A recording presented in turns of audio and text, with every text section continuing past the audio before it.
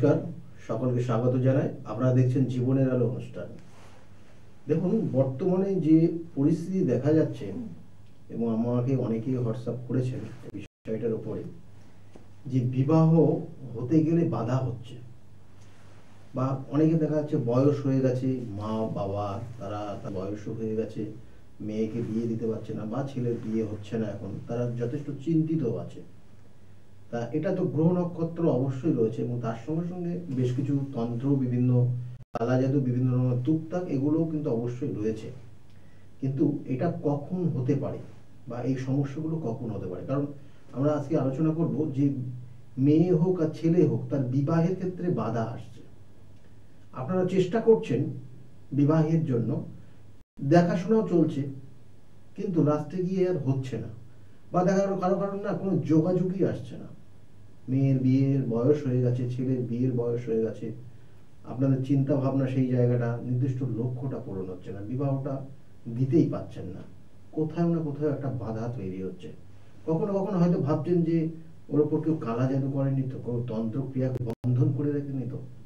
এটা তো হয় সাধারণত, কোনো কোনো ক্ষেত্রে সেগুলো দেখা যায় যে হ্যাঁ, আপনার সন্তানটার বিবাহে বন্ধন করা আছে, আপনার সন্তানটা বিবাহের জন্য কেউ কালা জাদু ক্রিয়েট করে আপনার আপনার সন্তানের কিছু খাইয়ে রেখেছে, যার জন্য বিবাহটা হচ্ছে না। বা কখনো কখনো দেখা যায় যে কেউ টুকটাক করে আপনার বিয়ে কেমন কিছু ফেলে রেখে দিয়ে গেছে, তার জন্য হয়তো আপনার বাড়িতে কোনো শুভ অনুষ্ঠানই হচ্ছে না। এটা নিয়ে আজকের আলোচনা করব, এবং তার সঙ্গে সঙ্গে প্রথম অবস্থায় বলবো যে আমাদের জন্ম ছক তো অবশ্যই রয়েছে, প্রত্যেকের তাই থাকে। যাদের জন্ম ছক নেই তাদের ক্ষেত্রে অবশ্যই আমি বারবার বলি, হাতের যে নির্দিষ্ট রেখাগুলো রয়েছে, হাতের তালু, এবং তার সঙ্গে সঙ্গে অন্যান্য বিভিন্ন পন্থা রয়েছে। জ্যোতিষশাস্ত্র এখন খুব উন্নত মানের জায়গা তৈরি হয়ে গেছে। সুতরাং এই নির্দিষ্ট পন্থার মাধ্যমে বলে দেওয়া যায় যে একটা জাতিকার কেন বিবাহ হচ্ছে না, বা একটা জাতকের কেন বিবাহ হচ্ছে না। সর্বপ্রথম বলি, দেখুন জন্মছকের আমরা বারবার বলি যে 27টা নক্ষত্র, 12টা রাশি এবং 9টা গ্রহের সমন্বয়ে আপনার জন্মছক তৈরি, নবাংশ চক্র তৈরি। এই নবাংশ চক্রটা বিবাহিত জীবনের ক্ষেত্রে খুব গুরুত্বপূর্ণ, কারণ এই নবাংশ চাটে গ্রহ নক্ষত্রের বলবত্তার অবস্থান রয়েছে। এবং কোনো কোনো ক্ষেত্রে দেখবেন যে বিবাহটা হচ্ছে না। মেন কথা, কেন হচ্ছে না? শুধু কি মাঙ্গলিক দোষ? মাঙ্গলিক দোষের কারণে কি শুধু বিবাহ হচ্ছে না? বা অষ্টম মাঙ্গলিক থাকার জন্য কি ছেলেটার বা মেয়েটার বিয়ে হচ্ছে না? এরকম কোনো ব্যাপার না। কিন্তু এটা তো অবশ্যই একটা কজ, একটা কারণ রয়েছে বিবাহ না হওয়ার জন্য। কিন্তু এছাড়াও দেখা গেল সেই জাতক বা সেই জাতিকার এই ধরনের মাঙ্গলিক দোষ নেই, তবুও বিবাহটা হচ্ছে না। জেনে রাখুন যে বিবাহের ক্ষেত্রে, বিবাহর যে জায়গাগুলো দেখা হয়, আমাদের গ্রহ নক্ষত্রের কানেকশন অনুযায়ী বিবাহ কানেকশন তৈরি হয়। সেটা হচ্ছে 2, 7 এবং 11 এর কানেকশন। 2 হচ্ছে কুটুম্ব বৃদ্ধি হওয়া, আর 7 হচ্ছে আপনার লাইফ পার্টনার এর জোগাড় করা, অর্থাৎ লাইফ পার্টনারের সঙ্গে যোগাযোগ।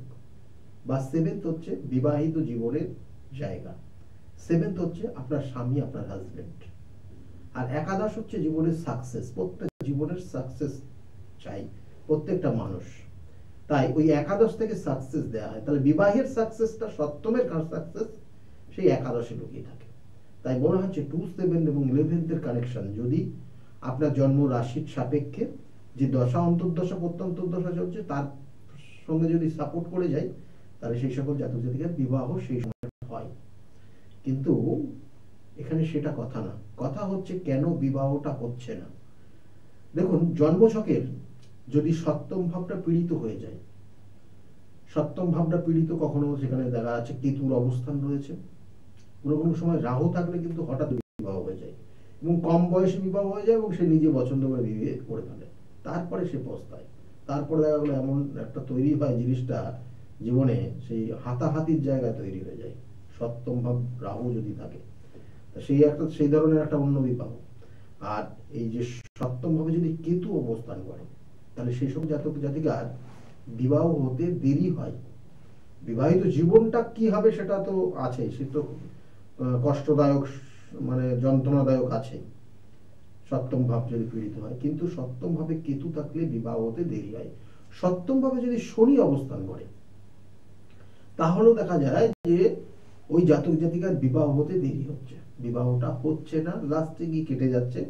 দেখা গেল খুব বয়সটা হয়ে গেছে, যে বিবাহের যে কামনা বাসনা বিবাহিত জীবনের, সেই সময়টা পার করে গিয়ে সেই জাতক জাতিকা হয়তো কখনো কখনো বিয়ে করে। আবার সপ্তমভাবে শনি থাকলে আবার হঠাৎ করে বিবাহ হয়ে যায়, রিলেটিভ সোর্স থেকে বিবাহের যোগাযোগ তৈরি হয়ে যায়। যাই হোক, এই কানেকশনগুলো তৈরি হয়। কখনো কখনো দেখবেন যে বৃহস্পতি আপনার রাশিতে সাপেক্ষে সপ্তমে যদি কানেকশন হয়ে থাকে, তাহলে এই সকল জাতক জাতিকারও কিন্তু বিবাহের ক্ষেত্রে বাধা তৈরি হয়।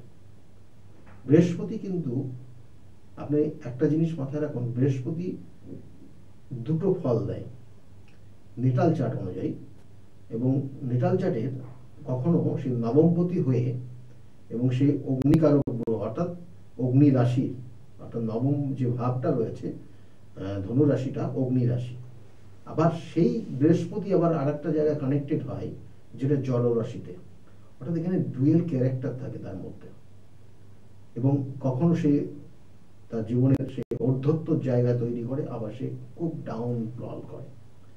তো এই জন্য এই সপ্তমে বৃহস্পতি থাকলে এই সকল জাতক জাতিকাদের খুব চেনা খুব দায়ী। অনেক সময় তার লাইফ পার্টনার তাকে চিনতে পারে না, কখনো কখনো তার মধ্যে একটা অহংকার জেদ তৈরি হয়ে যায়। বিবাহের হওয়ার ক্ষেত্রে সে বাধা তৈরি হয়। কেন বাধা তৈরি হয়? দেখো, সেই সপ্তমের যে কানেকশনটা পাচ্ছে সেই অনুযায়ী সপ্তম ভাবের অধিপতি সে দেখা যাচ্ছে কোনো দুস্থানে গিয়ে কানেকশন করছে বা অষ্টমের সঙ্গে কানেকশন পেয়ে গেছে, তাহলেও জানবেন যে এই জাতক জাতিকাদের ক্ষেত্রে বিবাহে না বাধা তৈরি হচ্ছে। আবার কখনো কখনো দেখবেন যে যে দশা অন্তর্দশা প্রত্যন্তর্দশা চলছে সেটাও ওকে সাপোর্ট করছে না, বা অষ্টমপতির দশা অন্তর্দশা চলছে, তাহলে সেক্ষেত্রেও কিন্তু বিবাহ হতে দেরি হয়ে যায়। তাই এগুলো বললাম গ্রহ নক্ষত্রের কারণে। আরো হয় যেটা হচ্ছে কনজাংশনে যদি কোনো কারণে শনি আর রাহু কানেক্টেড হয়ে যায়, তাহলে কিন্তু দেখবেন যে বিবাহের ক্ষেত্রে বাধা তৈরি হয়।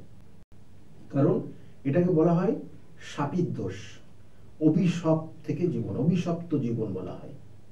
সেই জন্য এই সকল জাতক জাতিকাদের বিবাহ হতে দেরি হয়, জীবনে সাকসেস পেতে দেরি হয়, কেরিয়ার তৈরি করতে দেরি হয়ে যায়। তাহলে এই শাপিত দোষ, এগুলো প্রতিকার করতে হয়। মাঙ্গলিক দোষ তো যেমন বললাম, অষ্টম মাঙ্গলিক, সপ্তম মাঙ্গলিক বা চতুর্থ মাঙ্গলিক, এগুলো এই জাতক জাতিকাদের ক্ষেত্রে বিবাহে বাধা দেয়, তাহলে এগুলোর প্রতিকার অবশ্যই করতে হয়। সাধু সর্প দোষ কারোর যদি থাকে, তাহলে সেই ক্ষেত্রেও জানবেন যে তাদের বিবাহ হতে গেলে দেরি হয়, অর্থাৎ পছন্দ মতো পাত্র, পছন্দ মতো পাত্রী তারা খুঁজে পায় না। এই পছন্দ মতো পাত্র বা পাত্রী খুঁজে পাওয়ার না পাওয়ার আরেকটা কারণ হচ্ছে, আপনার যদি জন্মছকে চন্দ্র কেতু যুক্ত হয়ে থাকে, চন্দ্র কেতু যুক্ত হয়ে থাকলে সেই সকল জাতক জাতিকাদের ক্ষেত্রে বিবাহের সময় পার হয়ে যায়, বিবাহ হয় না। কারণ তার সেই জাতক জাতিকা সে পছন্দই করতে পারে না। একটা জাতিকা বা একটা জাতককে বা তার লাইফ পার্টনারকে কিভাবে সে মানে বিশেষ করে বলবো যে তাকে যে পছন্দ করবে, তার বিভিন্ন ধরনের খুঁত ধরতে ধরতে সে শেষ পর্যন্ত তার বিয়েটাই হয় না, এরকম দেখা গেছে।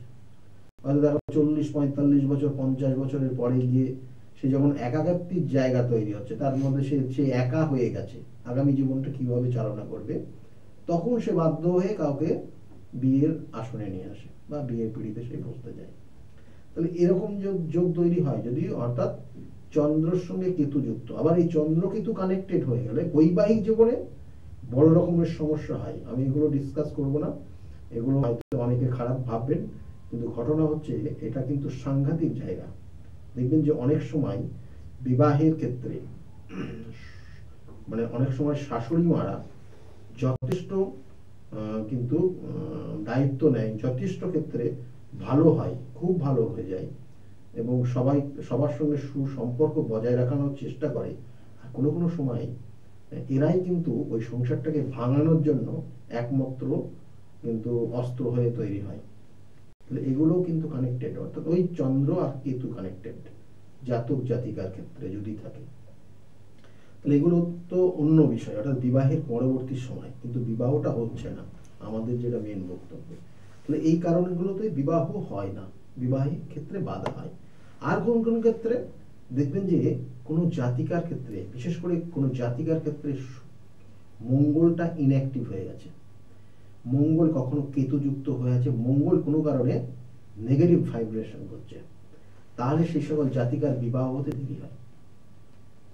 নেগেটিভ আর কেতুযুক্ত হয়ে আছে, মাঙ্গলিক না অথচ কেতুযুক্ত হয়ে আছে, মঙ্গলটা নবম ভাগ্যস্থানে গিয়ে কানেক্টেড হয়ে আছে এবং নিচস্থ হয়ে গেছে, তাহলে এই সকল জাতক জাতিকার ক্ষেত্রে বিবাহ হতে দেরি হয়ে যায় বা বিবাহ হতে বাধা হয়।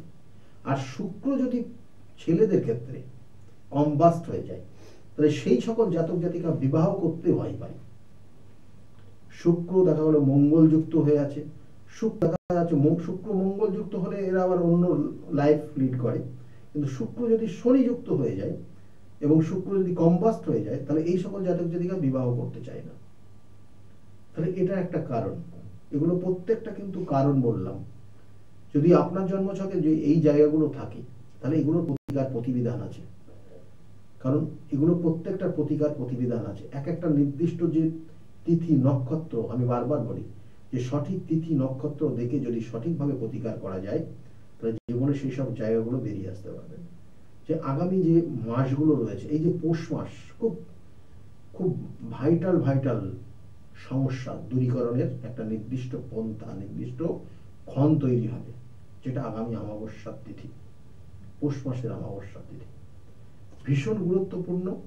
এই ধরনের বেশ কিছু কঠিন থেকে কঠিনতম সমস্যার সমাধান করা যায় এই অমাবস্যার তিথি, পৌষ মাস অমাবস্যা। সেই জন্য আপনার সন্তান যদি বিবাহ না হয়, তাহলে কেন হচ্ছে না তার প্রতিকার দেখে নিন, তার কি সমস্যা আছে সেগুলো আগে দেখুন এবং সেটা ওই সঠিক তিথি নক্ষত্র দেখে প্রতিকার করুন, দেখবেন অবশ্যই বিবাহ হবে। কোনো কোনো ক্ষেত্রে দেখবেন যে যে আমি প্রথমে যেটা আলোচনা করছিলাম, যে বান মারা তন্ত্রক্রিয়া বা টুকটাক করে কিছু সমস্যা করে দেওয়া, বা আপনার ঘরে আপনার গৃহে কিছু ফেলে রেখে দিয়ে এসছে, তার জন্য আপনার বাড়িতে কোনো রকমের শুভ অনুষ্ঠান হচ্ছে না, তাহলে এটাও কিন্তু আপনার ক্ষেত্রে সমস্যা তৈরি করছে। হয়তো সেই জাতক জাতিকার কোনো সমস্যা নেই, শুধু হয়তো সাধু সর্প যোগটা একটা হয়ে আছে, এবং সেই সুযোগ নিয়ে আপনার সন্তানের উপর তন্ত্রের ক্রিয়া করে রেখেছে, হয়তো কিছু খাইয়ে রেখেছে বা কিছু ক্রিয়া বন্ধন ক্রিয়া করে রেখেছে, যার জন্য আপনার সন্তানটাকে তার বিবাহ বন্ধনে আবদ্ধ হতে পারছে না। সেই বন্ধন ক্রিয়াকে যতক্ষণ না খণ্ডন করা যায়, ততক্ষণ কিন্তু সেই সন্তান বিবাহে পীড়িতে বসতে পারবে না। হয়তো যোগাযোগ করছেন, ফাইনাল জায়গা আসছে, লাস্টে গিয়ে ব্রেক করে যাবে, হবে না বিয়েটা। এটা আমরা সাধারণত দেখে থাকি। এগুলোর কিন্তু এই তন্ত্র ক্রিয়া খণ্ডনের যে পদ্ধতি রয়েছে এবং নির্দিষ্ট যে ক্ষণ রয়েছে, সেটা কিন্তু ওই পৌষ মাসের অমাবস্যার তিথি খুব গুরুত্বপূর্ণ অমাবস্যার তিথি, এবং এই তিথিতে বিশেষ করে শনিদেবের কুপ্রভাব থেকে রক্ষা করার জন্য এই নির্দিষ্ট তিথিটাকে গ্রহণ খুব গুরুত্ব রয়েছে।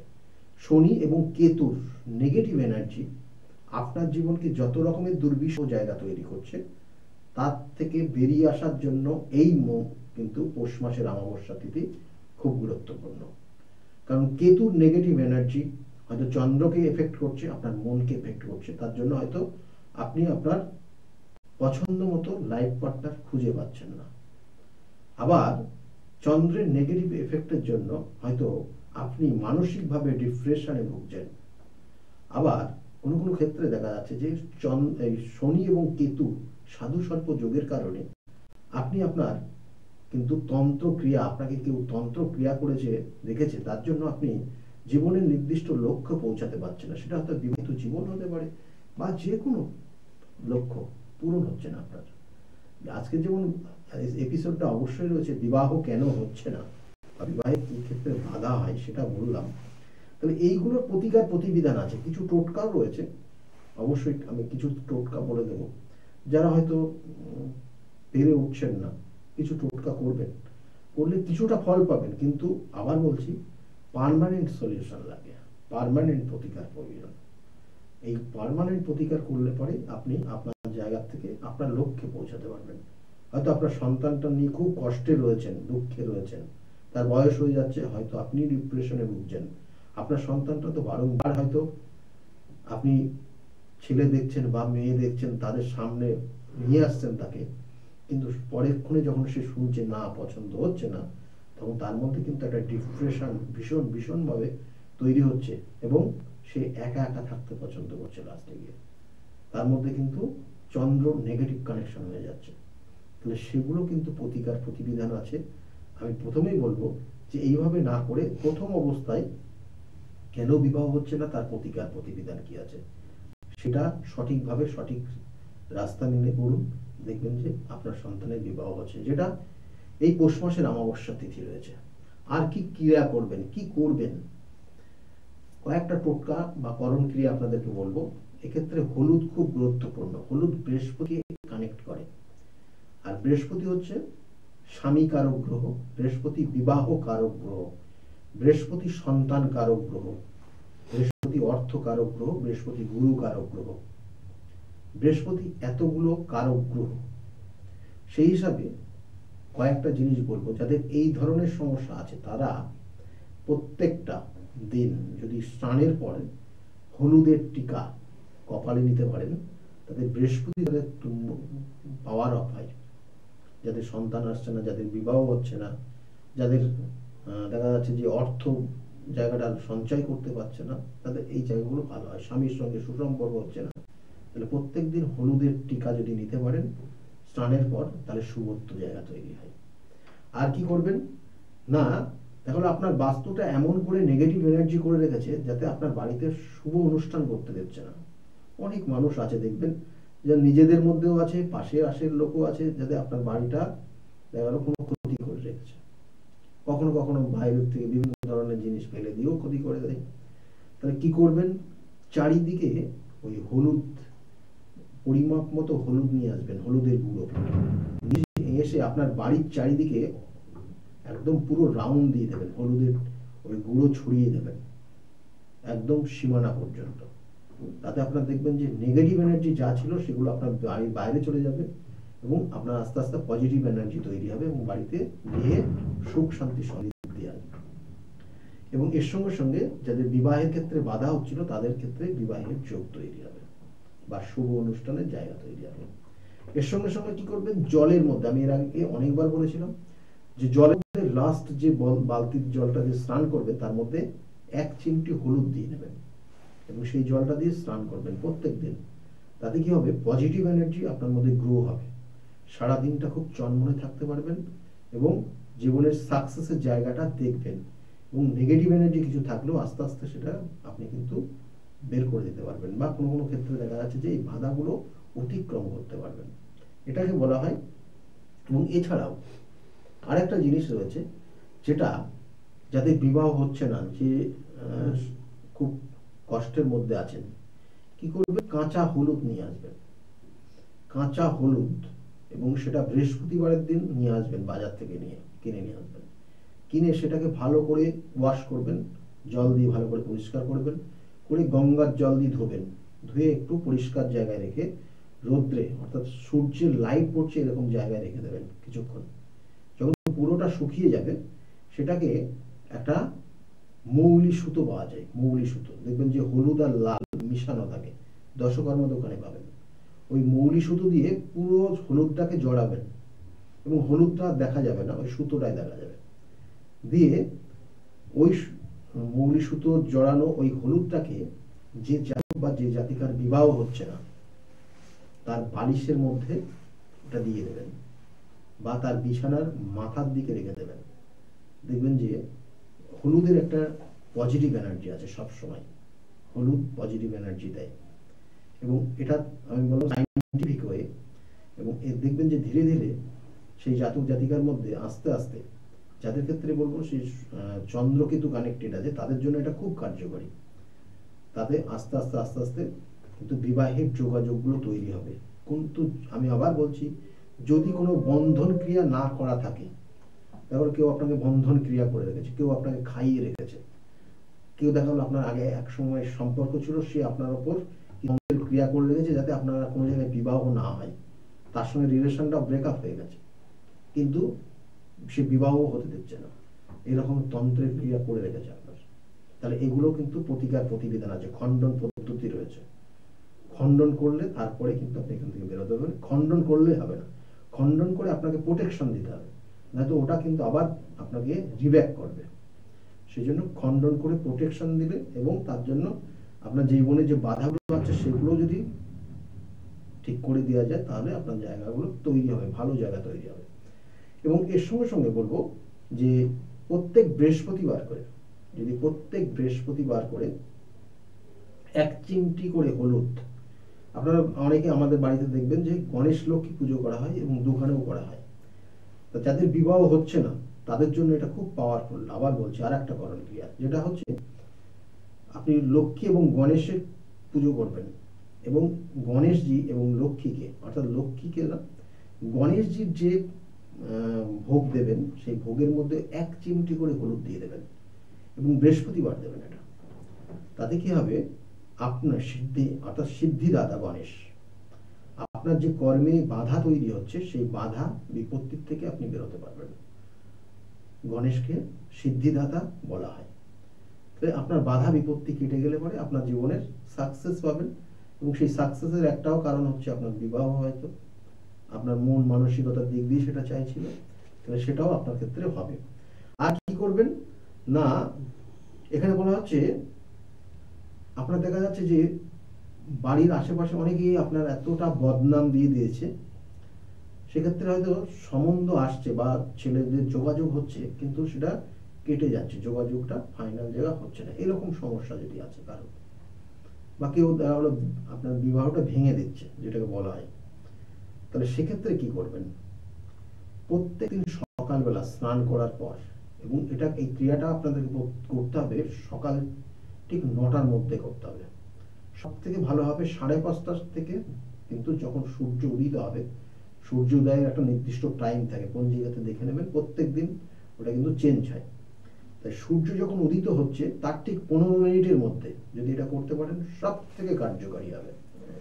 এই 15 মিনিটের মধ্যে আপনাকে কি করতে হবে, একটা তামার ঘটির মধ্যে জল নেবেন, এবং জলের মধ্যে যেমন অল্প পরিমাণে হলুদ দেবেন, 1 চিমটি হলুদ দিয়ে দেবেন, দিয়ে সূর্যের দিকে মুখ করে সূর্য মন্ত্র উচ্চারণ করবেন, আর ওই জলটা একটা টবের মাটির মধ্যে রাখবেন, সেই টবের মধ্যে ঢেলে দেবেন, দিয়ে আপনি সূর্যদেবকে প্রণাম করে আপনি আপনার মনস্কামনা, যেটা হচ্ছে বিবাহ হচ্ছে না, সেটা চাইবেন। দেখবেন যে আস্তে আস্তে আস্তে আস্তে বাধা বিপত্তি কেটে যাবে। এগুলো বললাম আপনার টেম্পোরারি একটা করে প্রতিকারের একটা নির্দিষ্ট জাস্ট করণ ক্রিয়া, কিন্তু বারবার বলছি এগুলো পার্মানেন্ট সলিউশন প্রত্যেকের প্রয়োজন। পার্মানেন্ট ভাবে যদি আপনি প্রতিকার প্রতিবিধান করেন, দেখবেন খুব চটজলদি আপনার যখন কানেকশন পেয়ে যাবে, তখন দেখবেন বিবাহ হয়ে যাবে, এবং ভালো জায়গা ভালোভাবে বিবাহ হবে। এবং এর জন্য কিন্তু যদি মনে করেন আমার সঙ্গে যোগাযোগ করবেন, তাহলে আমি চেম্বারগুলো বলে দিচ্ছি। আমার প্রত্যেক রবিবারের দিন চেম্বার রয়েছে, কাঁচরাপাড়া চেম্বার, 2টো থেকে কিন্তু 6টা পর্যন্ত এখানে আমি বসি, এবং এটার মধ্যে, এই সময়ের মধ্যে এসে কুপন সংগ্রহ করতে হয় রবিবার। আর সোমবারে 12টা থেকে 4টে পর্যন্ত আমাকে পাবেন ব্যারাকপুরে, একদম স্টেশনের কাছে চেম্বার, এবং ওই দিনই 5টা থেকে 8টা পর্যন্ত শ্রীরামপুরে স্টেশনের কাছে এই চেম্বার রয়েছে। আর প্রত্যেক মঙ্গলবারে কিন্তু কালীঘাটে চেম্বার রয়েছে, কালীঘাট, আচ্ছা, লেক মলের ঠিক পিছনের দিকে চেম্বার, অর্থাৎ রাসবিহারীতে যে লেক মল রয়েছে তার পিছনে চেম্বার রয়েছে, ওখানেও আপনি নির্দিষ্ট ওই বিকালের দিকে পেয়ে যাবেন মঙ্গলবার করে। আর বুধবার আর শুক্রবারে চেম্বার রয়েছে, বুধবার এবং শুক্রবারে আপনারা আমাকে চেম্বারে পাবেন। কখনো তারাপীঠ, কখনো তারাপীঠে আমি বিভিন্ন কাজের উদ্দেশ্যেও যাই এবং সেখানে চেম্বারও করে থাকি। তাছাড়াও কিন্তু বহরমপুরে চেম্বারে পাবেন, কখনো মেচেদায় পাবেন, কখনো বর্ধমানে পাবেন। তার এখানে এগুলো কিন্তু বুধবার শনিবার করে হয়, আর প্রত্যেক কখনো বৃহস্পতিবার করে কিন্তু পাচ্ছেন কিন্তু কৃষ্ণনগরের চেম্বার। এবং হাওড়ার একটা চেম্বার তৈরি হচ্ছে, সেটাও কিন্তু জানুয়ারি থেকে পেয়ে যাবেন। আর তার সঙ্গে সঙ্গে প্রত্যেক শুক্রবারে কিন্তু হাতিবাগানের চেম্বারে পাবেন। এই চেম্বারের সিরিয়ালগুলো বললাম, যদি মনে করেন চেম্বারে যোগাযোগ করবেন, নিচের বুকিং নাম্বার যাচ্ছে, বুকিং নাম্বারে ফোন করলে আপনাকে গাইড করবে। কারণ বিগত দিনে যারা এসেছিল তারা বর্তমানে ভালো জায়গায় আছে, তাদের মুখ থেকে শুনুন তারা কতটা ভালো এই মুহূর্তে আছে। আজকের মতো এই পর্যন্ত, সকলে ভালো থাকুন, নমস্কার। ডক্টর গৌতম শাস্ত্রী আর 5জন অ্যাস্ট্রোলজারের থেকে কেন তিনি আলাদা? স্বাভাবিকভাবে আপনাদের মনে এই প্রশ্ন আসতেই পারে। দূর দূরান্ত থেকে নানান সমস্যায় জর্জরিত মানুষ ছুটে আসেন তার কাছে। গ্রহদোষ হোক কিংবা কাল সর্পদোষ, অথবা ধরুন মাঙ্গলিক দোষ কিংবা অন্য যে কোনো সমস্যা, তারা জানেন সব সমস্যা স্থায়ী সমাধানে এক এবং অদ্বিতীয় ডক্টর গৌতম শাস্ত্রী। চলুন আজ আপনাদের সাথে পরিচয় করিয়ে দিই এমন কিছু মানুষের এবং শুনে নিই তাদের কথা। আপনার নাম কি? আমার নাম পলি দাস। আপনি কবে থেকে আসছেন? আমি 4 বছর হয়ে গেল এখানে আসছি। আচ্ছা, আপনি যে এতদিন ধরে আসছেন, আপনি কোনো কাজ পেয়েছেন? অবশ্যই। হ্যাঁ, প্রথমে আমার মেয়েকে আমি পড়াশোনার ব্যাপারে, ওর যাতে পড়াশোনায় মন আসে এইসব ব্যাপারের জন্য এসেছিলাম। আস্তে আস্তে দেখলাম আমার মেয়ের অনেক ইমপ্রুভ হচ্ছে। তারপর আমি সবাইকে, আমার আশেপাশে বন্ধু বান্ধব আত্মীয় স্বজন যে আছে সবাইকেই বললাম যে দেখো আমার মেয়ে অনেক চেঞ্জ হচ্ছে, মানে ও খুব দুষ্টু ছিল, পড়ায় মন বসতো না, সেগুলো হয়েছে। তারপর থেকে বন্ধু বান্ধব সবাইকে বললাম, সবাই আসলো, সবাই খুব আনন্দ, সবাই খুব খুশি, আমিও তো ভীষণ খুশি। আমার আচ্ছা, আজকের ডেটে দাঁড়িয়ে অ্যাস্ট্রোলজার ডক্টর গৌতম শাস্ত্রীর কাছ থেকে যে আপনি যে স্যাটিসফাই হয়েছেন, তা কতটা আপনি স্যাটিসফাই হয়েছেন? হ্যাঁ, আমি তো মানে সত্যিকারেরই মন থেকে বলছি, মানে পুরোটাই আমি আমার মানে যতটা আমি চেয়েছিলাম, বেশি তো মানে কম বললে ভুল হবে, বেশি হয়েছে, বরং আমার আনন্দের জায়গাটা এতটাই বেশি হয়ে গেছে। তার মানে আপনি পুরোপুরি স্যাটিসফাই, তাই তো? আমার নাম অনুপ চন্দ্র। আমি স্যারের কাছে লাস্ট 3 বছর ধরে আসছি। আমি প্রথমবার আমি স্যারের যোগাযোগ পাই কোনো বন্ধুর মাধ্যমে। তারপরে আমি আবার স্যারের কাছে আসি। তারপরে আমি বিজনেস রিলেটেড সাথে সাথে কিছু ডিসকাস করি, যে আস্তে আস্তে আমার সব প্রবলেম সলভ হয়ে যায়। এখন আমি বিজনেস একটা ভালো জায়গায় দাঁড়িয়ে আছি। আমি সবাইকে একটা অনুরোধ করবো কি আপনারা স্যারের কাছে একবার আসুন, নিজের প্রবলেমগুলো জানুন, সলিউশনগুলো জানুন। আশা করি একটু টাইম লাগবে, কিন্তু সব প্রবলেমের সলিউশন পেয়ে যাবেন। ধন্যবাদ। নমস্কার, আমি সুমন কুমার। আমি বজবজ থেকে এসেছি এখানে। আমি গৌতমবাবুর সঙ্গে মোটামুটি 2 বছর ধরে পরিচিত আছি। আর ওনার সঙ্গে পরিচয় হওয়ার পর আমার অনেকগুলো সমস্যা ছিল, যে আস্তে আস্তে ঠিক হয়েছে। আর কটা সমস্যা এবং আছে, সেটাও মোটামুটি ঠিকঠাক পথে যাচ্ছি আমি। আর আজকে আমি এই অনুষ্ঠানে এখানে কাঁচরাপাড়ায় এখানে এসেছি। আমি এখানে এসে পুজোতে সম্মিলিত হলাম, আর খুব ভালো লেগেছে। আর আশা করি আমার যেগুলো সমস্যা আছে সেগুলো মিটে যাবে। আর খুব ভালো লেগেছে এখানে এসে। আর অনেক ধন্যবাদ জানাচ্ছি। আমার নাম রাকেশ মণ্ডল, গ্রাম ডবলপোতা।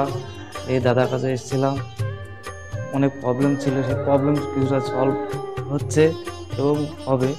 এই অমাবস্যার দিন এই যজ্ঞ হচ্ছে, অনেক দূর দূর থেকে মানুষজন আসছে, কাজ হচ্ছে বলে সবাই তো আসছে, আমিও এসছি, আবারও আসবো। নমস্কার, আমি জয়িতা গুহু। আমি গত এপ্রিল মাস থেকে খুব সমস্যায় পড়েছিলাম। আমার কাজের দিক থেকে সমস্যা ছিল, বসের সাথে এবং পারিপার্শ্বিক আমার যে কলিগরা ছিল তাদের সাথে খুবই সমস্যা জড়িত হয়েছিলাম। তো তারপরে সেই কাজটা আমি আর অবশেষে টিকিয়ে রাখতে পারিনি, সেটা আমাকে বাধ্য হয়েছিলাম আমি সেটা ছেড়ে দিতে। তারপরে একটা খুব আর্থিক দিক থেকে খুব ভেঙে পড়েছিলাম। তো সেই সমস্যায় জর্জরিত হয়ে বুঝতে পারছিলাম না কি করব। তো হঠাৎ একদিন টিভিতে প্রোগ্রাম দেখি ডক্টর গৌতম শাস্ত্রী, ওনার কথাবার্তা, ওনার যে উপাচারগুলো রয়েছে, যেগুলো উনি বলেন প্রতিকার, সেগুলো শুনে আমার খুব ভালো লেগেছিল। তো ওনার সাথে এসে দেখা করি, আমার সমস্ত কথাবার্তা ওনার সাথে শেয়ার করি, প্রবলেমগুলো। তারপর উনি আমাকে দেখে আমাকে কিছু বলেন আমার ব্যাপারে, তো সেগুলো একদম হুবহু মিলে যায়। তো তারপরে উনি আমাকে রেমেডি সাজেস্ট করেন। তো আমি সেই রেমেডিটা নিই, আমি ধারণ করেছি। তো ধারণ করার পর আমি আস্তে আস্তে নিজের মধ্যে একটা চেঞ্জ দেখতে থাকি। তো এবং আমি গত আগস্টের 27 তারিখে একটা জব পেয়েছি, যেটা আমার মনের মতো। এখানে আমার ডেজিগনেশন, আমার স্যালারি, আমার মনের মতো লোকেশন আমি এখানে পেয়েছি, মানে এটাতে আমি বিশেষভাবে আপ্লুত। তো সেই জন্য অসংখ্য ধন্যবাদ ডক্টর গৌতম শাস্ত্রীকে। নমস্কার, আমি পিয়ালি মণ্ডল বলছি। আমি গত 6 মাস ধরে খুব সমস্যার মধ্যে ছিলাম, এত সমস্যার মধ্যে ছিলাম যে আমি কি করবো ঠিক করতে পারছিলাম, ভীষণ ডিপ্রেশনের মধ্যে চলে গেছিলাম। তো এই সময় আমার এক ফ্রেন্ড ডক্টর গৌতম শাস্ত্রীর কথা বললেন যে ওনার কাছে যেতে পারিস, ওনার কাছে গেলে তো সমস্যাগুলো হয়তো সমাধান উনি করে দিতে পারে। তো আমি ওর ফ্রেন্ড কথা অনুযায়ী একদিন ডক্টর গৌতম শাস্ত্রীর কাছে এলাম। ডক্টর গৌতম শাস্ত্রীর কাছে আসার পরে তো আমার সমস্যাগুলো বলার আগে উনি দেখলাম, উনি দেখে আমাকে আমার সমস্যাগুলো সব বলে দিল যে কী হবে, কী হচ্ছে না হচ্ছে, আমি কিসের জন্য এত সমস্যার মধ্যে রয়েছি। তো উনি বললো যে সঠিকভাবে যদি একটি রেমেডি ধারণ করা যায় তাহলে হয়তো সমস্যার সমাধানগুলো হতে পারে। তো আমি ওনার কথাই অনুযায়ী সঠিক রেমেডি ধারণ করলাম। রেমেডি ধারণ করার পরে দেখলাম যে আমার সমস্যাগুলো আস্তে আস্তে সমাধান হয়ে যাচ্ছে। তো আমরা এখন আগের থেকে অনেক ভালো আছি, ভীষণ ভালো আছি, ভীষণ ভালো রাখছি, পরিবারও সবাই ভালো আছে। আমার যে সমস্যাগুলো হচ্ছিল সেগুলো আর হচ্ছিল না। তো উনি আমার অনেক উপকার করেছেন, গৌতম শাস্ত্রী, ডক্টর গৌতম শাস্ত্রী আমার অনেক উপকার করেছেন। তো আমি চাইবো যে আপনারাও আসুন, আপনারা এসেও আপনাদের সমস্যাগুলো বলুন যে আপনাদের কী কী সমস্যা হচ্ছে না হচ্ছে, যাতে আপনাদের পাশে উনি দাঁড়াতে পারে, আপনাদের সমস্যাগুলো যাতে উনি সমাধান করতে পারে। আমি চাইবো যে আগামী দিনগুলোতেও ডক্টর গৌতম শাস্ত্রী যেন আমার পাশে এরকমভাবে থাকে, আমার সমস্যাগুলো যেন সমাধান করতে পারে। আমি আর অসংখ্য অসংখ্য অসংখ্য ধন্যবাদ জানাই ডক্টর গৌতম শাস্ত্রীকে যে উনি এইভাবে আমার পাশে থেকেছেন, আমাকে একটা সমস্যার সমাধান করেছেন। তো অসংখ্য অসংখ্য অসংখ্য ধন্যবাদ। নমস্কার, আমি মেলিনা থমাস। আমি গত 1 মাস আগে থেকে ডিপ্রেশনে ভুগছিলাম এবং আমার অনেক রকম সমস্যা দেখা দিচ্ছিল। আমি আমার মায়ের থ্রু থেকে জানতে পারি ডক্টর গৌতম শাস্ত্রীর কথা এবং আমি সেখানে আমার প্রবলেমগুলো নিয়ে আসি এবং তার কথা মতো আমি প্রতিকারগুলো করি এবং সেই কথা মতো আমি চলতে থাকি। এখন আমার কাছে অনেক জবের অপরচুনিটিস আসছে এবং আমার আগের যে সমস্যাগুলো ছিল সেগুলোও গেছে। আমি সিলেকশন করছি কোন জবটা করব এবং যে কোনো একটা জব আমি সিলেক্ট করব এবং আগেও আমি ডক্টর গৌতম শাস্ত্রীকে অনেক ধন্যবাদ জানাচ্ছি এই আমাকে এত কিছু করে দেওয়ার জন্য। এবং আপনারা চাইলে আপনারাও আসতে পারেন নিজেদের অসুবিধা নিয়ে এবং তার কাছে এসে সমস্যাগুলো সমাধান করতে পারেন। আপনারা যদি তার কথা মতো চলেন আপনারাও আমার মতো ভালো ফল পেতে পারেন। আমি কস্তুরী সরকার, আমি কাঁচরাপাড়া থেকে আসছি। আমাকে ক্লাস 12-এ ডক্টর গৌতম শাস্ত্রীর কাছে নিয়ে আসে। তো সেখানে আসার পর আমাকে ডক্টর গৌতম শাস্ত্রী কিছু রেমেডি দেন, তো আমার খুব সাহায্য হয় তাতে। তারপর আমার পড়াশোনা কমপ্লিট করার পর কাকু বলেন যে আমাকে গ্র্যাজুয়েশন আর ITI করার জন্য। তো সেখানে করে আমি ভালো ফল পেয়েছি। তারপর আমার চাকরি লাইনে আসা, তো ডক্টর গৌতম শাস্ত্রী বলেন যে আমি এই মাসের মধ্যে একটা ভালো চাকরি পাবো। তো সেটা 1 মাসের আগেই আমি পেয়ে গেছি। তো আজকে সেটাই জানাতে এসেছি কাকুকে যে আমি চাকরি পেয়েছি। তো আপনারাও যদি আসতে চান, ভালো ফল পেতে চান, কাকুর সাহায্য পেতে চান, তো আপনারাও আসুন। আশা করি আপনারাও ভালো ফল পাবেন এবং সাহায্য পাবেন। নমস্কার। অ্যাস্ট্রোলজার ডক্টর গৌতম শাস্ত্রীর চেম্বারে আপনি কতদিন আসছেন? আমি প্রায় 2.5-3 বছর ধরেই এখানে মানে রেগুলারলি আসছি। মোটামুটি আমার যখনই অসুবিধা হচ্ছে আমি তখনই চলে আসছি। আপনি কোন চেম্বারে দেখিয়েছেন? আমি এখানকার কাঁচরাপাড়া চেম্বারে। কাছাড়া চেম্বারে দেখিয়েছেন, মানে আপনি যে সমস্যাটা নিয়ে এসেছেন ওটা কি আপনার কিওর হয়েছে? হ্যাঁ, আমি প্রথমে যে সমস্যাটা পড়াশোনার সমস্যা নিয়ে প্রবলেমে পড়ে ওনার কাছে এসেছিলাম, তা মোটামুটি আমার যত দিন যাচ্ছে ইমপ্রুভ হচ্ছে আস্তে আস্তে। না আপনার কাজ হয়েছে বলতে চাইছেন? আমার নাম অয়ন দাস, আমি শ্রীরামপুর থেকে আসছি। আমি বেসিক্যালি এখানে এসেছিলাম গত 1 বছর আগে আমার পড়াশোনা এবং কাজবাজের জন্য। এর আগে আমি অনেক জায়গায় গিয়েছিলাম, অনেক অ্যাস্ট্রোলজার দেখিয়েছিলাম, কিন্তু সেখানে আমি সমস্যার সমাধান পাইনি। তো ওনার প্রোগ্রাম টিভিতে চলে, আমি সেখানে দেখেছিলাম, দেখে ওনার সাথে যোগাযোগ করার পর ওনার চেম্বারে আসে, ওনাকে সমস্তটা বলি। তো বলার পর আস্তে আস্তে অনেকটা আমি উপকৃত হয়েছি। কিছুটা আমার যেমন অবস্থাটা খারাপ হয়ে গেছিলো যতটা, তার থেকে অনেকটাই বেটার আছি।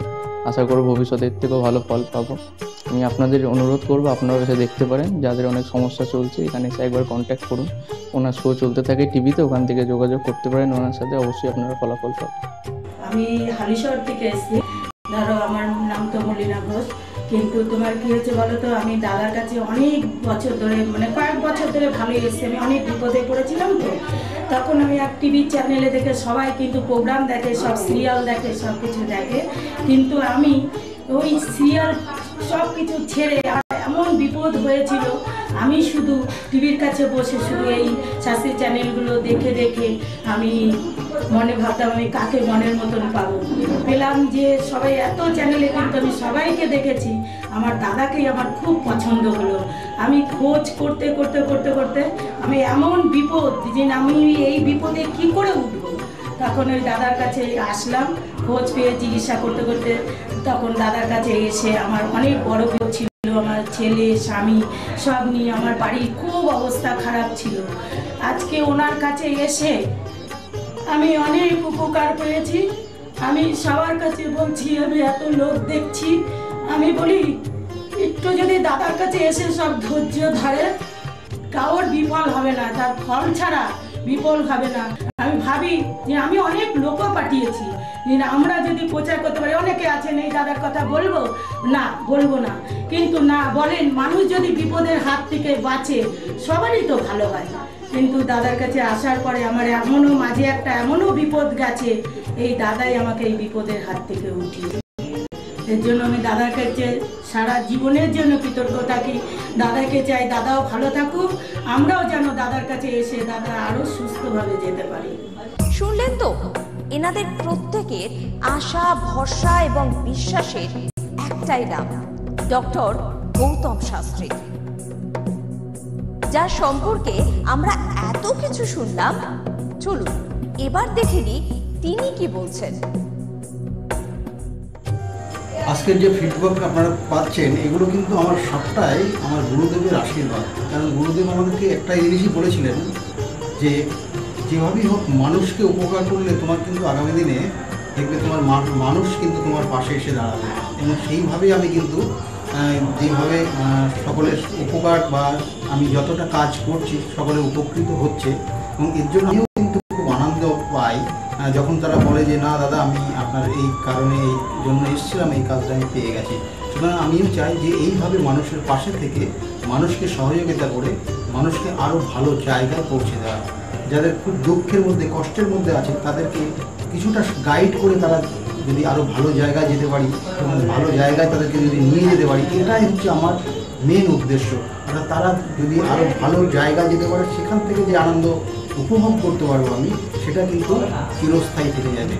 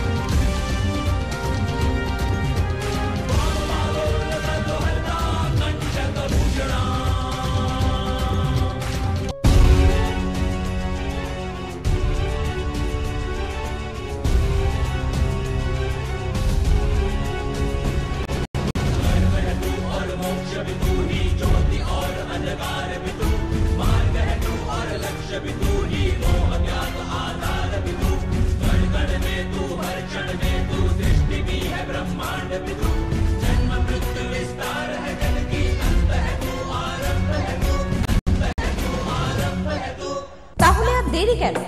চটপট ফোন করুন 9836410969 অথবা 8335805241 এই নাম্বারে।